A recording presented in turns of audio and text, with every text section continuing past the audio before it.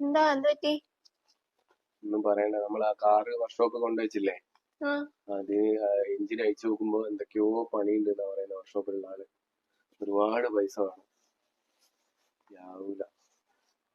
അടുത്ത് കാണിച്ചാല് ലോണിന്റെ അടവാണ്, ഒന്നും പറയണ്ട. EMI തെറ്റിക്കിടക്കുകയാണ്, എല്ലാം പ്രശ്നമാണ്. ഈ അടുത്ത മാസം എത്ര കല്യാണം ഹൗസ് വാമിംഗ് ഒക്കെ ഉള്ളതെന്ന് നിനക്ക് പൈസയും വേണം. ഇങ്ങനെ പോയാൽ എങ്ങനെ ശരിയാകുക? ഒരുപാട് ചെലവല്ലേ വരുന്നേ. നമുക്ക് വരവിനേക്കാൾ കൂടുതൽ ചെലവാ വരുന്നത്, ശമ്പളവും കൂടുന്നില്ല. 8-ാം തീയതി നിന്റെ ബർത്ത്ഡേ അല്ലേ, അതൊക്കെ അങ്ങ് ആഘോഷിക്കാം. അതാണല്ലേ, എന്താണെന്നറിയോ, ഈ ടെൻഷനൊക്കെ അങ്ങ് മാറി കിട്ടും. അടിച്ചുപൊളിയായിട്ട് അങ്ങ് ആഘോഷിക്കാം.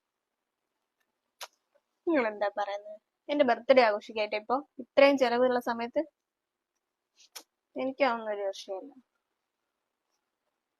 ബർത്ത്ഡേ ഒന്നും ആഘോഷിച്ചില്ലല്ലോ, എന്താ ഒന്നും കുഴപ്പമില്ല.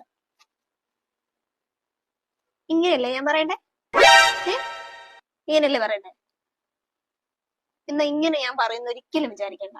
എപ്പോ ഉള്ളതാ എന്റെ ബർത്ത്ഡേന്റെ സമയത്ത് ഒരിക്കലും ഇല്ലാത്ത ചെലവ്, ഒരിക്കലും ഇല്ലാത്ത EMI. എന്തൊക്കെയാ നിങ്ങൾ പറയുന്നത്? അങ്ങനെ മാസങ്ങൾ രക്ഷപ്പെടാൻ വിചാരിക്കണ്ട. എല്ലാ കൊല്ലവും നിങ്ങൾക്ക് ഇതല്ലേ പരിപാടി.